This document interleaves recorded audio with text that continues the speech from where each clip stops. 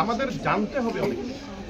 আমরা জগৎ সম্পর্কে জানতে হবে, আমরা ধর্মীয় শিক্ষা জানতে হবে, আমরা নৈতিক শিক্ষা জানতে হবে, আমরা টেকনোলজি সম্পর্কে জানতে হবে, আমাদের ভূগোল সম্পর্কে জানতে হবে, আমাদের কৃষি সম্পর্কে জানতে হবে।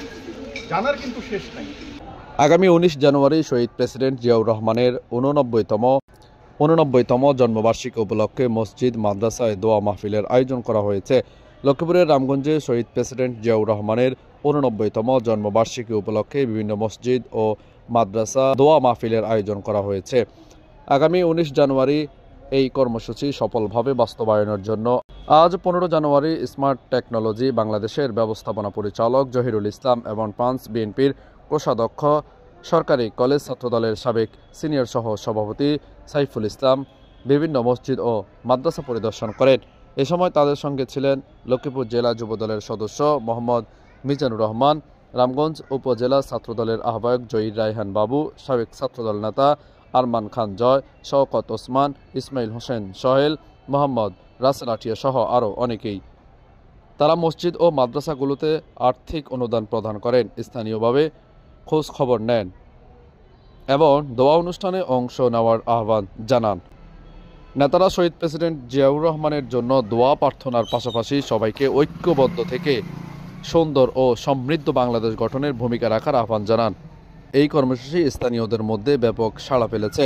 এলাকাবাসী তাদের মানবিক উদ্যোগ এবং সমাজসেবকমূলক কার্যক্রমের প্রশংসা করেছেন।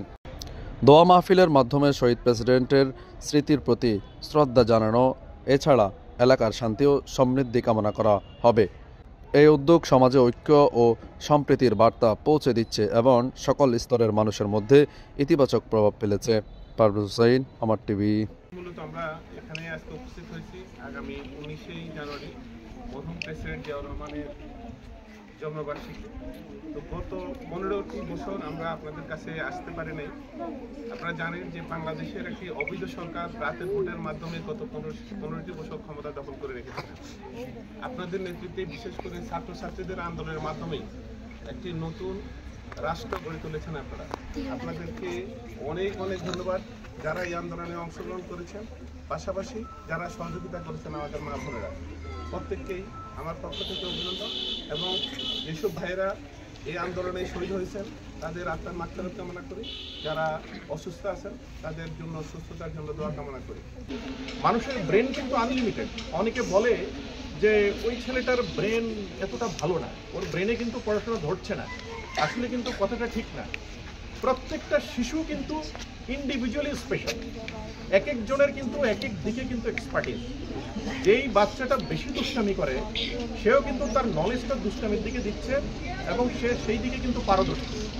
যার যেখানে ইন্টারেস্ট আছে সেই জায়গায় পারদর্শী। তো তোমরা কেউই কিন্তু ডাম না, কেউই কিন্তু বোকা না, কেউই কিন্তু তার কারো ব্রেন কিন্তু কম না। এইটা প্রথমেই তোমাদেরকে বিশ্বাস করতে হবে। সবার ব্রেন কিন্তু সমান, কিন্তু জানার আগ্রহটা এক একজনের এক এক ধরনের ভিন্ন। সেই কোরআনের ভাষাটা এত বড় এবং এত ইলাবোরেট, কিন্তু আমরা শুধুমাত্র মুখস্থ করে ওই একটা অর্থ পড়ে সেটাকে যদি পারফেক্টলি আমরা যদি এটার ভেতরে না যাই, এটাকে যদি এক্সপান্ড না করি, তাহলে কিন্তু আমাদের ওই নলেজের কোনো ভ্যালু কিন্তু আমাদের থাকবে না।